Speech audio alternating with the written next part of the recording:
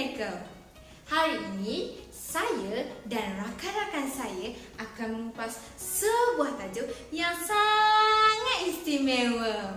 Walaupun kami terdiri daripada pelbagai kaum iaitu Melayu, Cina dan India, tetapi kami akan mengupas satu tajuk mengenai muzik Cina.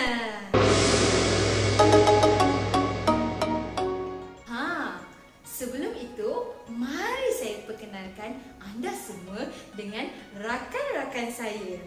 Yang pertama, Xin Lu merupakan kaum Cina. Yang kedua, Dashini merupakan kaum India.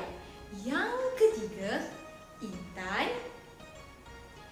Yang keempat, Akila. Dan yang kelima, saya sendiri. Kami bertiga merupakan kaum Melayu. Tetapi antara kami bertiga, sayalah yang paling cantik tu. Maafkan saya. Kawan-kawan mesti nak tahu macam mana wujudnya muzik Cina. Jadi, mari kita sama-sama mengetahui latar belakang muzik Cina bersama Dashini. Hai, Dajahau. Nama saya Dashini Rapapaganesen. Bangsa Cina memiliki budaya muzik yang wujud dan berkembang sejak zaman dahulu. Hal ini dapat dibuktikan dengan penemuan alat muzik yang dikenali sebagai jiahu, yang merupakan alat muzik tertua di dunia yang diperbuat daripada tulang binatang kira-kira 7,000 tahun sebelum Masihi. Muzik Cina klasik adalah antara sistem muzik yang paling berkembang di dalam dunia ini. Bentuk muzik Cina yang wujud tidak terbilang jumlahnya, dan aktiviti penciptaan muzik Cina yang awal melibatkan kegiatan di istana, semasa perayaan rakyat dan peristiwa yang berkaitan dengan agama. Masyarakat Cina mempercayai bahawa bunyi nada yang harmoni merupakan keselarasan alam semesta. Muzik juga menjadi elemen penting dalam upacara ritual tradisional selama dinasti Shang, iaitu dari 1550 hingga 1111 sebelum Masihi, dan mencapai kegemilaan dalam dinasti Zhou, iaitu sejak 1111 hingga 222 sebelum Masihi, kerana mengalami perkembangan alat perkusi atau genderang yang banyak digunakan ketika itu. Mengikut kajian ahli etnomusikologis, alat muzik tradisional Cina diklasifikasikan dalam 8 kumpulan bayin sesuai dengan bahan-bahan yang digunakan untuk menghasilkan alat itu. Bahan yang pertama adalah buluh, menghasilkan seruling bambu atau lebih dikenali sebagai disa. Yang kedua, gangsa, menghasilkan bow. Yang ketiga, plastik, menghasilkan liucin. Dan yang keempat, sutera, menghasilkan ruan. Yang kelima, kayu, menghasilkan pipa. Yang keenam, kulit, menghasilkan erhu. Yang ketujuh, tanah, menghasilkan sun. Yang ke-8, logam, menghasilkan sheng. Jadi, kawan-kawan pasti dah tahu macam mana latar belakang muzik Cina. Latar belakang dah tahu. Apa kata kalau kita berkenalan pula dengan alat-alat muzik Cina? Hai, 大家好. Nama saya Xin Lu. Saya akan menerangkan tentang alat-alat muzik yang digunakan dalam muzik Cina.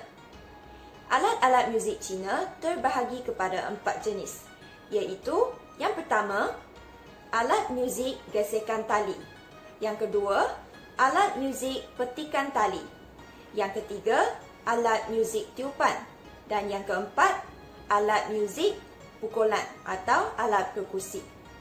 Alat muzik gesekan tali terbahagi kepada dua jenis, iaitu yang pertama, alat muzik gesekan tali bernada tinggi, dan yang kedua, alat muzik gesekan tali yang bernada rendah.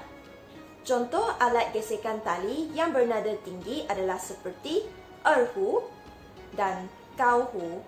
Erhu merupakan rebab Cina.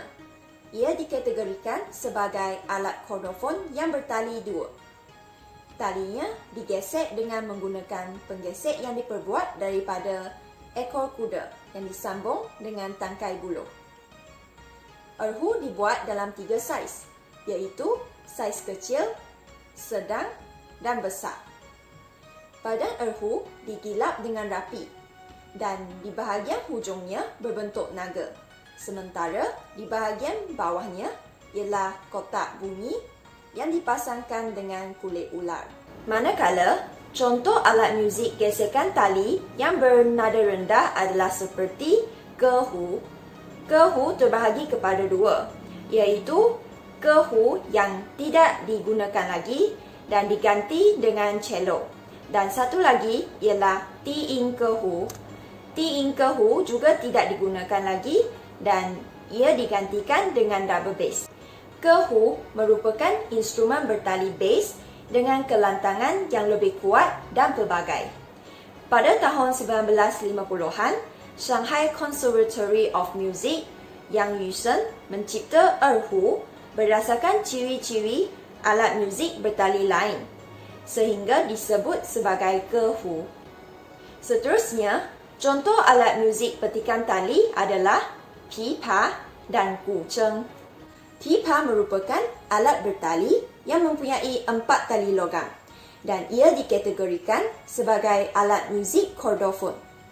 Badannya dibuat daripada kayu dan dadanya bulat, belakangnya cembung, tetapi permukaan dadanya mendatar dan bahagian kepalanya berukir. Tali-talinya diikat pada hujung bahagian bawah badan dan pada 4 pemulas melaras di sisi papan jari. Pipa digunakan dalam orkestra untuk mengiringi opera Cina dan juga digunakan sebagai alat solo atau mengiringi nyanyian. Gucheng dianggap sebagai salah sebuah alat muzik petikan yang tertua di China. Alat muzik ini mempunyai sebuah kotak resonans yang berbentuk segi 4 tepat yang leper. Di atas kotak resonans itu dipasang beberapa utas tali yang diregang dengan disokong oleh tiang kayu kecil. Gucheng dimainkan dengan cara dipetik. Untuk memetik talinya, alat bantu berupa kuku palsu yang diperbuat daripada tempurung kura-kura atau plastik perlu dipakai pada jari pemain. Manakala contoh alat muzik tiupan pula adalah zuti atau tizi dan juga suona. Tizi ini membawa maksud seruling melintang yang ditiup dari sisi. Alat muzik ini diperbuat daripada sebatang buluh dan badannya mempunyai 10 lubang, iaitu 6 lubang jari, 1 lubang mulut, 2 lubang yang mengeluarkan bunyi dan 1 lubang filem. Tizi dimainkan dalam bentuk persembahan solo dan juga dalam sekumpulan kecil serta orkestra besar. Seterusnya ialah suona. Suona juga boleh disebut sebagai haiti atau lapa. Suona dibawa masuk ke China dan berasal dari Rusia Arab. Ia memiliki suara yang kuat dan bernada tinggi. Suona telah digunakan secara meluas di China sejak abad ke-16. Suona merupakan serunai yang diperbuat daripada kayu dan bahagian bawahnya berbentuk lonceng yang diperbuat dari perunggu. Ia mempunyai 7 lubang di depan dan 1 di belakang.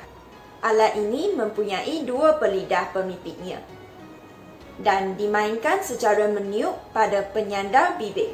Yang terakhir sekali, alat muzik pukulan. atau alat perkusi iaitu yangqing dan tangku. Yangqing merupakan sejenis alat muzik daripada kumpulan zither yang mempunyai banyak tali.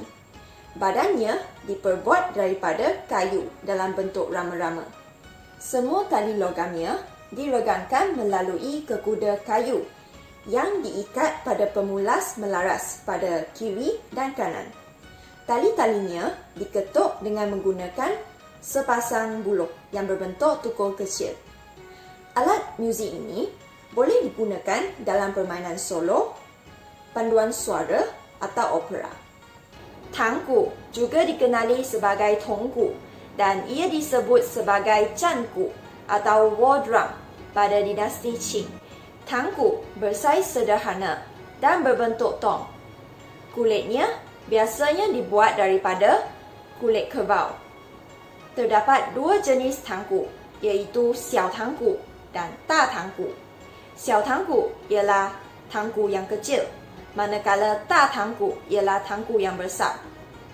Satu-satunya perbezaan antara xiao tangku dan da tangku ialah xiao tangku berukuran lebih kecil. Dengan itu, ia menghasilkan suara nada yang lebih tinggi. Gaya persembahan yang terdapat dalam muzik Cina. Yang pertama, opera Cina yang merupakan sebuah teater. Opera Cina adalah seni teater unik dan popular yang memaparkan keunikan budaya identiti masyarakat Cina di Malaysia. Seterusnya, wayang potehi yang merupakan wayang boneka sarung tangan. Potehi adalah sejenis opera yang menggunakan boneka kain yang berasal pada abad ke-17 di Guangzhou atau Changzhou di wilayah Fujian, China. Selain itu, terdapat juga ensemble gendang 24 musim yang terdapat dalam muzik Cina. Ensemble gendang 24 musim ini terdiri daripada 24 buah gendang besar yang daripada negara China. Dan akhir sekali, terdapat Hua Yue Tuan yang merupakan orkestra Cina. Golongan pemuzik ini telah dipengaruhi gaya muzik barat dari segi keharmonian, tone color, intonasi dan tangga nada. Opera Cina. Opera Cina adalah sejenis persembahan seni yang melibatkan pelbagai cara penyampaian di atas pentas. Opera Cina ini meliputi menyanyi dan melafaz serta unsur utama persembahannya. Oleh sebab itu, lebih banyak orang gemar mendengar opera daripada menonton opera. Namun, menyanyi adalah unsur yang paling istimewa sehingga membezakan daripada drama yang lain. Kedudukan tinggi opera Cina sekarang adalah hasil daripada perkembangannya melalui jangka masa yang cukup lama. Jalan cerita opera Cina kebiasaannya menceritakan yang pertama, menceritakan mengenai kehidupan dan jasa raja-raja, orang bangsawan dan jeneral negara Cina. Yang kedua, cerita mengenai kasih sayang antara pegawai yang terpelajar dengan gadis cantik, sedih kerana berpisah dan gembira kerana bersatu semula. Yang ketiga, cerita berdasarkan peperangan dan penaklukan puak tidak bertamadun. Yang keempat, cerita mengenai dewa-dewi daripada kayangan. Pakaian untuk opera Cina pula, pada peringkat awal, pakaian opera kebanyakannya diperbuat daripada bulu atau kain kasar. Setelah ditambah baik, mereka menggunakan satin sutera dihiasi dengan pelbagai corak teliti yang bersulam. Wayang potehi. Wayang boneka sarung tangan sering dipersembahkan untuk menghormati dewa-dewa dan menyambut ulang tahun kelahiran dewa-dewa tersebut. Terdapat 3 jenis kategori wayang potehi yang terdapat di Malaysia.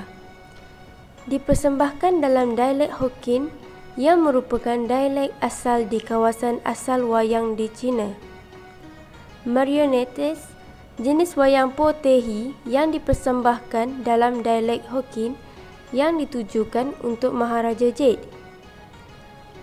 Road puppets yang dipersembahkan dalam dialek Teochew yang dikawal oleh 3 batang kayu untuk menggerakkan lengan dan belakang badan patung. Seterusnya, saya akan menerangkan tentang Ensemble Gendang 24 Musim. Ensemble Gendang 24 Musim terdiri daripada 24 buah gendang besar dari China. Ia dinamakan Gendang 24 Musim kerana setiap gendang besar tersebut dinamakan berasaskan satu musim pertanian di negara China yang ditulis pada gendang tersebut dengan kaligrafi China. Untuk pengetahuan semua, Ensemble Gendang 24 Musim telah dipentaskan buat pertama kalinya di Johor Bahru oleh Persatuan Kaum Cina. Persatuan tersebut telah menjemput seorang guru muzik Cina yang bernama Encik Chen Wei Chong.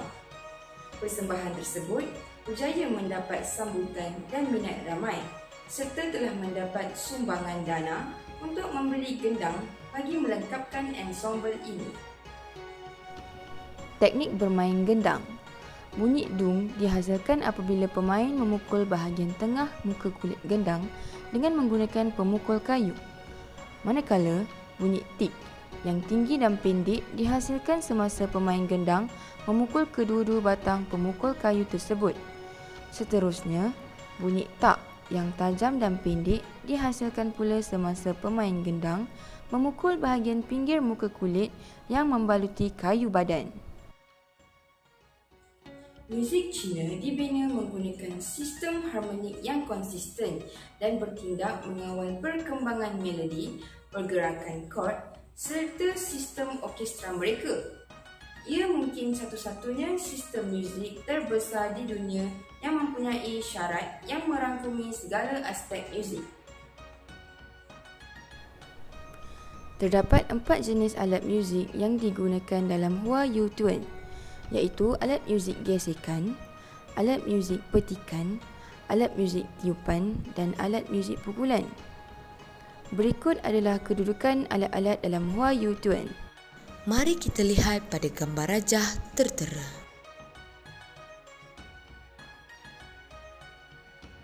Sekarang, tiba masanya untuk kita mendengar lagu-lagu atau repertua muzik Cina.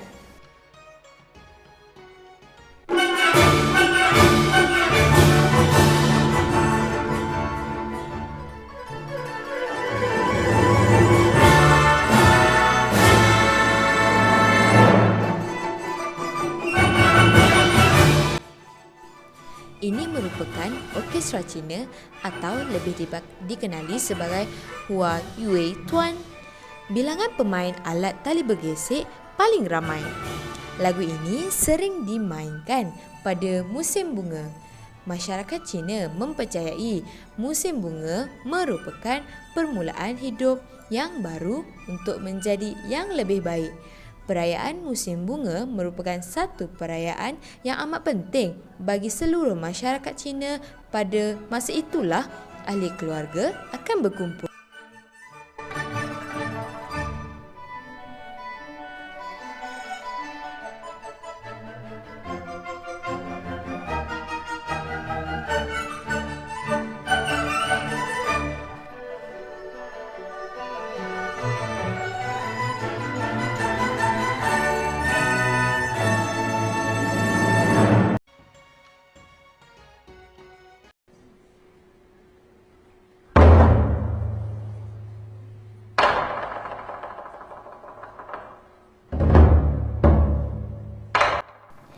Baiklah, lagu yang sekarang kita dengar ini merupakan lagu Nan Tang Se Qiang yang bermaksud Strength of Man. Lagu ini sering dimainkan ketika ada kungfu. Sebagaimana yang kita tahu, kungfu merupakan salah satu seni bela diri oleh masyarakat Cina. Lagu ini dapat menunjukkan kekuatan dan kemegahan seseorang.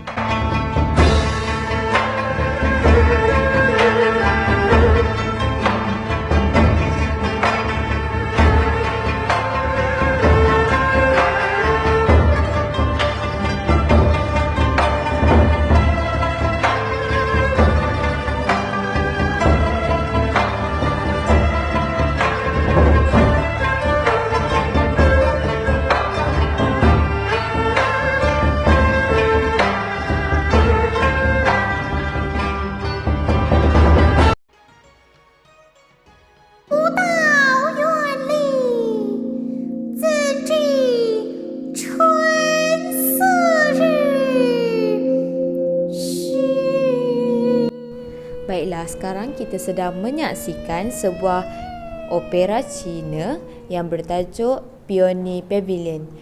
Peony Pavilion ni merupakan sebuah cerita cinta yang agak tragis yang menceritakan tentang seorang lelaki bernama Liu Mengmei dan perempuan bernama Du Liniang. Pada suatu hari, Liu Mengmei sedang berehat dan tertidur. Lalu, dia bermimpi seorang gadis yang dia tak kenal pun masa kehidupan nyata. Tetapi masa dalam alam mimpi, Liu Mengmei telah jatuh cinta pada Du Liniang. Jadi mereka pun bercinta dalam alam mimpi tersebut. Malangnya, apabila Liu Mengmei ingin mencari Du Liniang, rupa-rupanya Du Liniang telah mati. Tetapi disebabkan sangat mencintai Du Liniang, Liu Mengmei sanggup untuk berkahwin dengan Du Liniang walaupun dia sudah pun mati.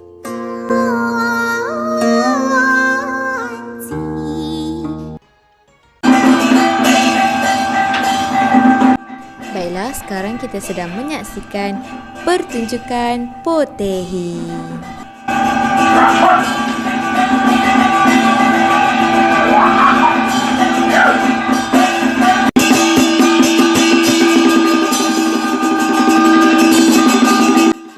Di sini kita dapat lihat bagaimana suasana latar belakang wayang Potehi.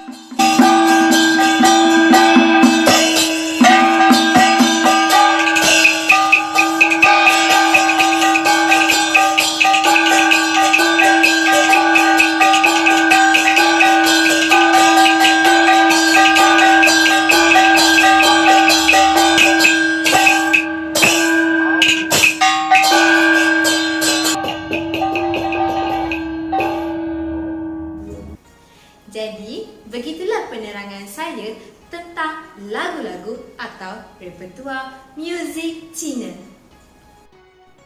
Sekian, terima kasih. 谢谢。